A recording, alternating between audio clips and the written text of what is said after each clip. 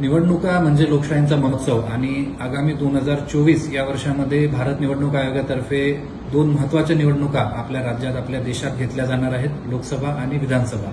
त्या अनुषंगानं जर आपल्याला या निवडणुकांमध्ये मतदान करायचं असेल तर मतदार यादीमध्ये आपलं नाव असणं हे क्रमप्राप्त आहे